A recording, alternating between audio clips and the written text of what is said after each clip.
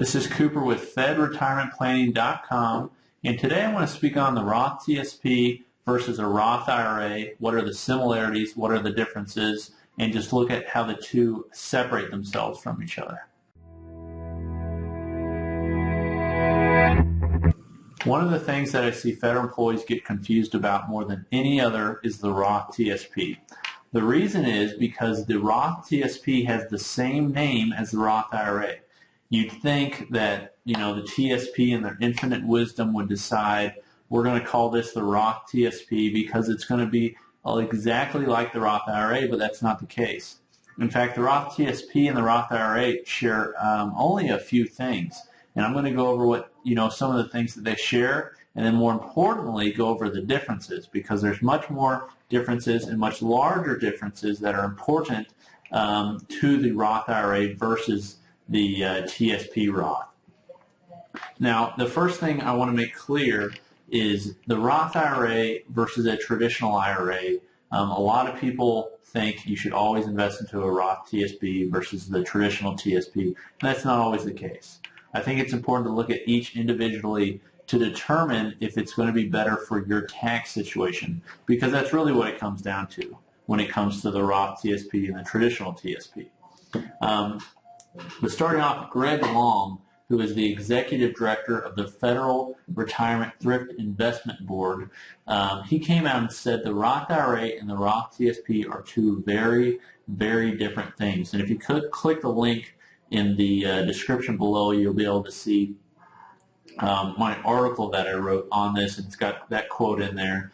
And but I mean, if the one of the guys who was involved in creating the Roth TSP comes out and says they're very, very different, then it's sure that it's something you should look at. But some of those similarities, the first similarity is both the Roth TSP and the Roth IRA are both what we call after-tax treatment accounts.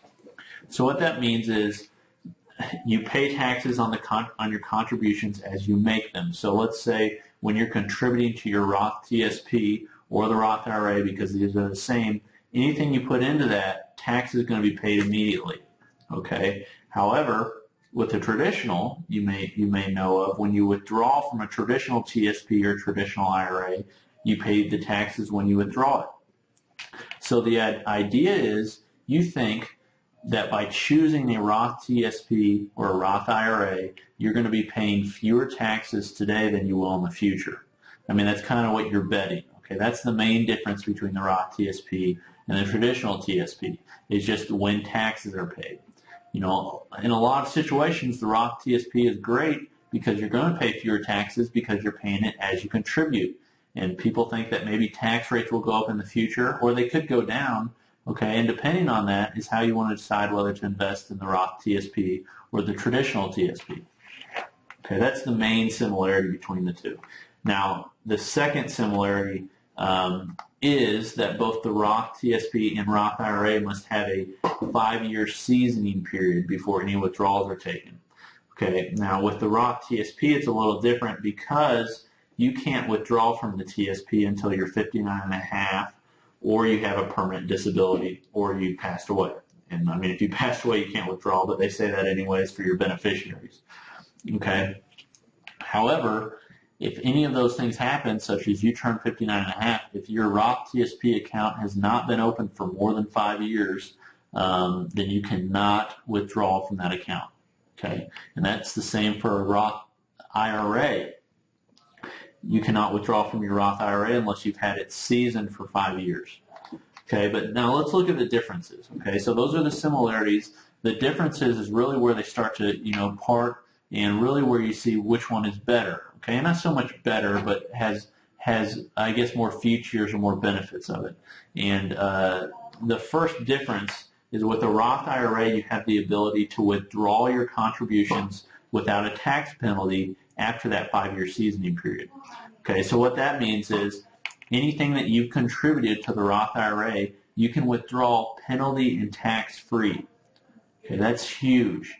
Okay, so if you've contributed, however much you've contributed, for that year, and the 5 years has already passed, and you have a medical emergency or something that came up that you didn't know how you were going to pay for it, Well, rather than taking a loan, you can just take a withdrawal from your Roth IRA of your contributions. Okay, this is a big benefit of a Roth IRA, excuse me. However, with a Roth TSP, that's not possible. You can't withdraw your contributions from Roth TSP, and you have to wait till those time periods, just like you would with a traditional TSP. The second difference is the Roth IRA has no required minimum distribution. Okay, a Roth IRA, or let me rephrase that, a traditional IRA, you have to take what's called an RMD, or required minimum distribution at age 70 and a half. Okay, so the IRS says you have to take this amount out when you turn 70 and a half, whether you like it or not, and if you don't, you're going to be penalized by up to 50% of whatever that distribution was supposed to be. Okay, that's how it is with the traditional TSP as well. And that's how it is with the Roth TSP. Okay, so with the Roth IRA, you can leave it in the account as long as you want. You don't have to withdraw 70 and a half. Okay, however, with the Roth TSP, you do. You will have to withdraw a required minimum distribution, and this is something that's not talked about as much. Okay, the third difference is the Roth TSP is included in what's called the Provisional Income Threshold calculation. The PIT calculation is also what it's called, but that's how they determine how much of your Social Security benefits will be taxed. And this is, it sounds like quite a bit, but up to 85% of your Social Security benefits are available to be taxed. Okay, so if you don't think this matters, it does. It depends on how much your income is for the year. However, if you can avoid taxes, obviously that's a good thing for you. Bad thing for the IRS, but a good thing for you. But the calculation determines, like I said, how much you pay on your Social Security benefit. A Roth IRA, okay, is not included in that calculation. So any withdrawals you make from the Roth IRA, that's not included. However, with the Roth TSP, that is included. Okay, the Roth TSP, any withdrawals you make are going to be included just like the traditional TSP. So that's another difference. And the final difference are income limits. Okay, with a Roth IRA, and this favors the Roth TSP, but with a Roth IRA, you have to be making under a certain limit in order to contribute to the Roth IRA. With the Roth TSP, it doesn't matter how much you make. As long as you're a federal employee and you're contributing to your Roth TSP, that's fine. It doesn't matter how much you make. But those are the differences. It's also, this is kind of just like a final thought I had.